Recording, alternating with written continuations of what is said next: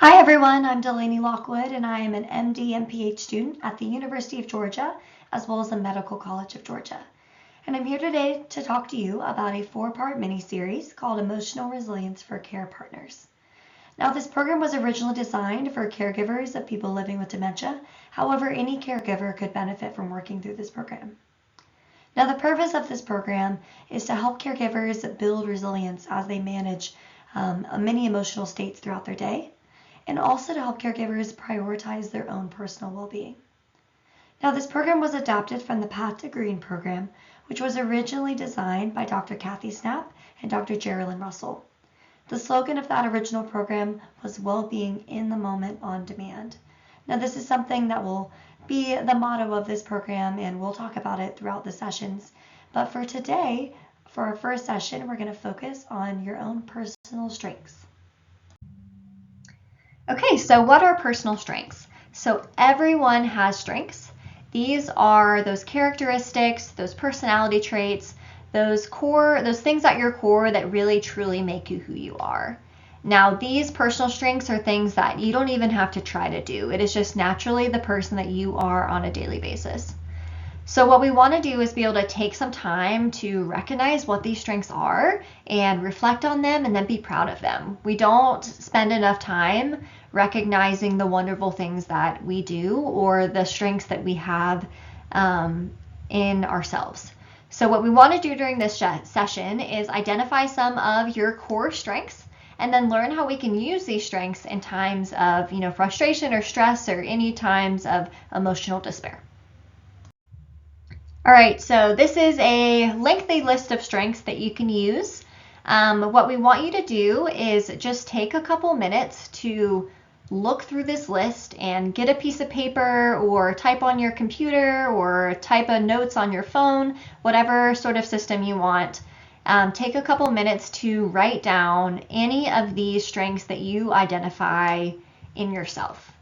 Another option that you can do is I have an uploaded version of this strengths document on the website, so you can also print that strengths inventory and then use a highlighter or a marker, whatever you'd like, to actually just circle or color in some of the strengths that you notice on your printed piece of paper. So however you want to do it, just take a moment to reflect and appreciate some of the strengths that make you who you are.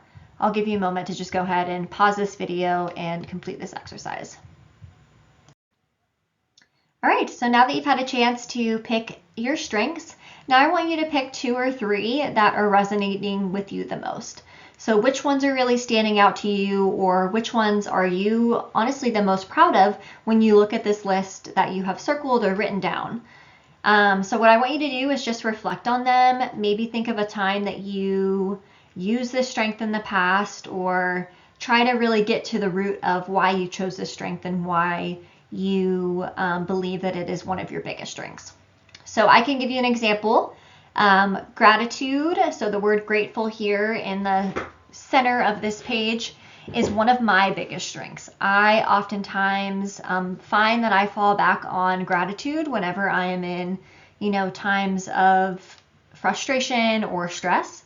So grateful is definitely going to be one of my biggest strengths because I use it constantly in my daily life.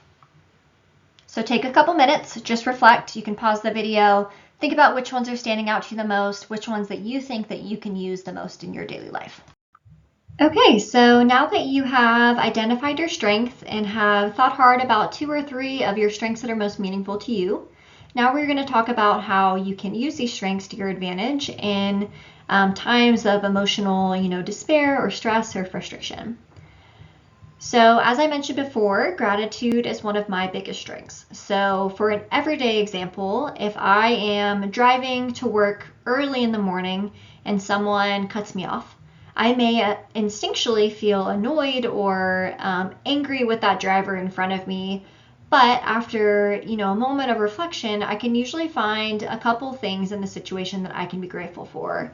So in that situation, I may be first grateful that I didn't get in a car accident. That is definitely something that I can always feel, really happy or grateful about. And then the second thing could be that I have a car that is reliable, that can get me from point A to point B in a safe and efficient manner.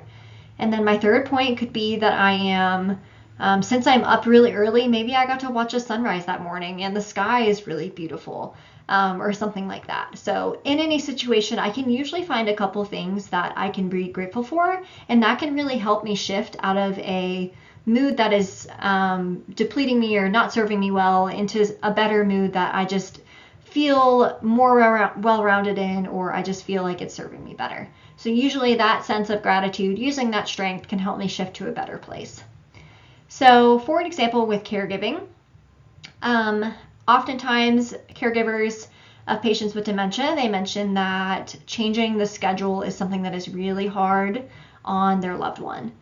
So if you know that you have a very busy day coming up and you're going to have to break a normal schedule for your loved one, and maybe you're already feeling a little bit anxious about this, you know that it's going to cause a lot of agitation with your loved one, this can already be a sense of anxiety or stress before it even happens for you.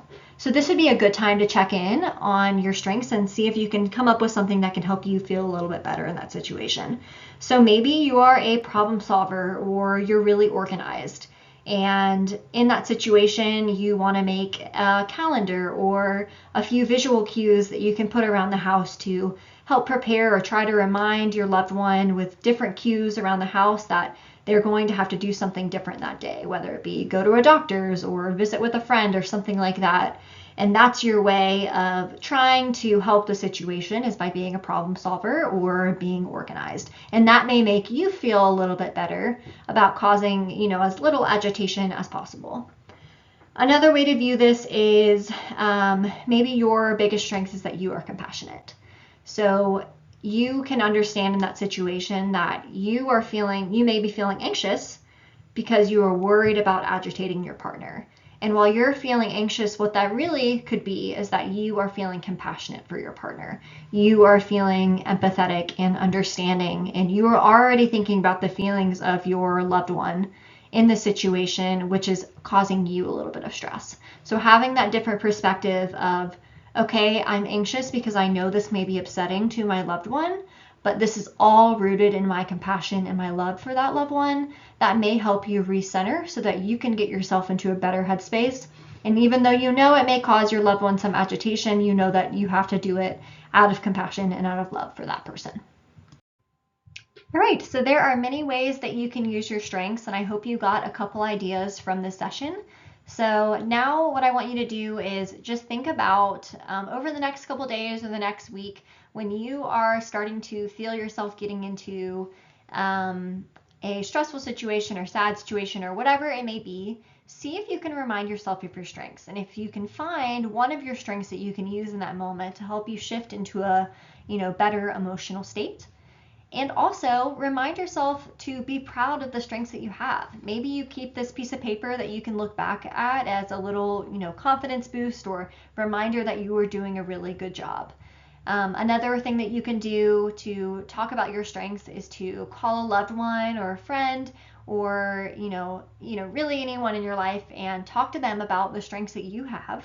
Or maybe identify a couple strengths in a loved one so that you can start a conversation about your strength with some people around you as well. So I hope you enjoyed this session. Our next session will be using a tool called the Emotional Guidance Scale. So I will walk you through that in our next session. See you then.